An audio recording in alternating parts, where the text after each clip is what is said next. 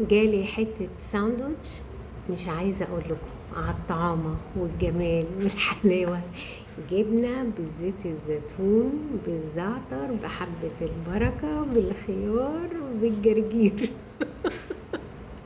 هدوق معاكم كده واقول لكم.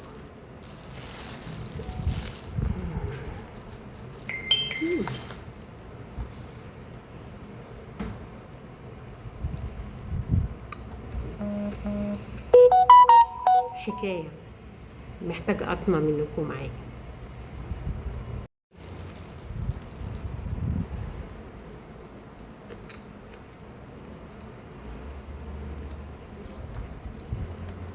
والله الساندوتش تحفة، تسلم ايديها بجد والله. يعني الناس الحلوة الجميلة اللي الواحد شغال معاها رزق. الله أكبر الله أكبر الله أكبر.